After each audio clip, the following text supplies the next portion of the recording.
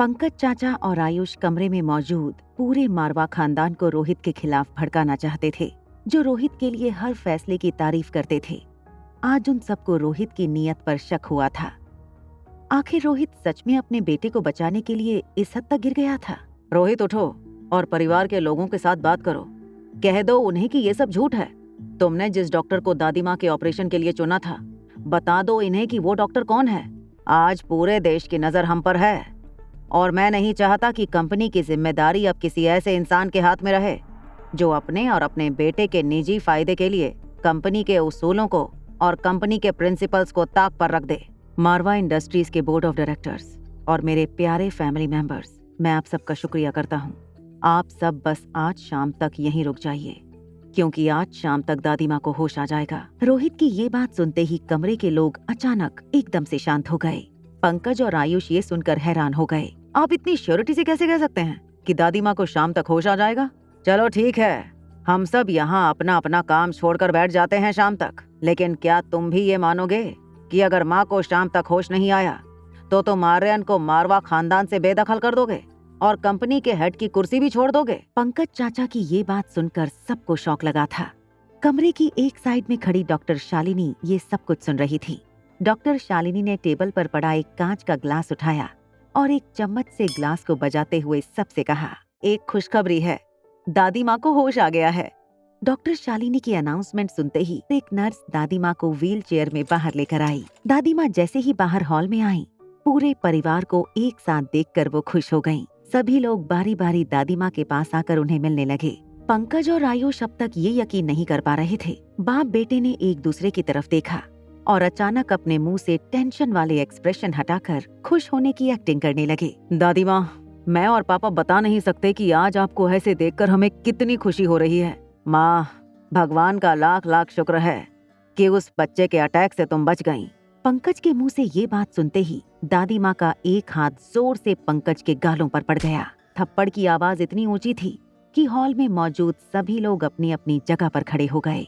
वो छोटा सा बच्चा मुझसे बहुत प्यार करता है। जब मैं सीढ़ियों से गिर रही थी तब वो मुझे बचाने की कोशिश कर रहा था, मगर उसके नन्हे शरीर में मुझे बचाने की ताकत नहीं थी। आर्यन पागल नहीं है। पागल तो वो लोग होते हैं जो अपने फायदे के लिए किसी बच्चे की जिंदगी बर्बाद करने से भी नहीं चूकते। कमरे में खड़े सभी लोग ये बात समझ चुके थे कि रोहित और आर्यन को मारवा खानदान से बेदखल करने के लिए पंकज और आयुष ने ये पूरा ड्रामा खड़ा किया था। दादी माँ ने डॉक्टर शालिनी को अपने पास बुलाया और रोहित से कहा, एक बात कहूँ रोहित, आज मैं जो वापस होश में आ सकी हूँ वो बस सिर्फ इसी लड़की की वजह से। दरअसल मेरे गुरुजी इस टैबलेट को कुछ ही दिनों में लॉन्च करने वाले थे, मगर मैंने उनसे स्पेशल परमिशन लेकर दादी माँ के लिए दवाई मंगवा ली। मिस्टर मारवा, ये दवाई का चमत्कार ही है। डॉक्टर शालिनी की बातें सुनकर अनिका कमरे से बाहर निकल गई। रोहित फौरन अनिका के पीछे दौड़कर गया, मगर जब तक रोहित कॉरिडोर में पहुंचता, अनिका एलिवेटर से जा चुकी थी। रोहित जानता था कि डॉक्टर शालिनी के दावे झूठे हो सकते थे। मल्होत्रा हाउस। शीला मासी बहुत गुस्से में किशन मामा के साथ बात कर रही थी। उन्हें अभी अभी किसी ने फोन करके ये खबर दी थी कि मल्होत्रा फार्मेसी के सबसे बड़े कॉम्पिटिटर कल्याण शास्त्री की कंपनी शास्त्री आयुर्वेदा ने अमृत टैबलेट का ऐलान किया है। कुछ ही दिनों में वो एक साथ प्रोडक्शन डिस्ट्रीब्यूशन शुरू करेंगे। ये अमृत टैबलेट तो स्वाति ने बनाई थी, मैं जानती हूँ। ये कल्याण शास्त्री कैसे क्लेम कर सकता है कि ये टैबलेट्स उसने बनाई है? ये सब स्वाति की गलती है। काश मेरे पास वो किताब होती जिसमें सारे के सारे मेडिकल फॉर्मूला लिखे थे और आज मल्होत्रा फार्मेसी देश की नहीं बल्कि दुनिया की नंबर 1 फार्मेसीज में से एक होती। मगर अब तो ये कल्याण पूरा मार्केट कैप्चर कर लेगा। उसकी कंपनी नंबर 1 पोजीशन हासिल कर लेगी और मल्होत्रा फार्मेसी हमेशा हमेशा के लिए मिट्टी में मिल जाएगी। किशन मामा और अंजलि मामी की बेटी श्वेता ड्राइंग रूम में खड़ी हुई ये सब कुछ सुन रही थी। कंपनी के बंद होने की खबर सुनकर श्वेता बहुत घबरा गई थी। अंजलि मामी ने उसे समझाते हुए कहा, बेटा अभी तुम बहुत छोटी हो, बिजनेस में उतार चढ़ाव तो होते ही रहते हैं, तुम चिंता मत करो, सब कुछ ठीक हो जाएगा। हाँ, मैंने तुम्हें कहा था ना कि दादी माँ के टेबल पर कुछ आयुर्वेदिक टैबलेट रखी हैं, जरा तुम चेक करके बता सकोगी एग्जैक्टली टैबलेट क्या है? ये कहते हुए अंजलि मामी श्वेता को दादी माँ के कमरे में ले गई। जैसे ही उन्होंने दरवाजा खोला, अंजलि मामी ने देखा दादी माँ खिड़की के पास खड़ी हुई अपनी आंखें मसल रही थीं। अंजलि मामी दौड़कर उनके पास गईं और उनसे पूछा, मम्मी जी क्या हुआ? क्या हो रहा है आपको?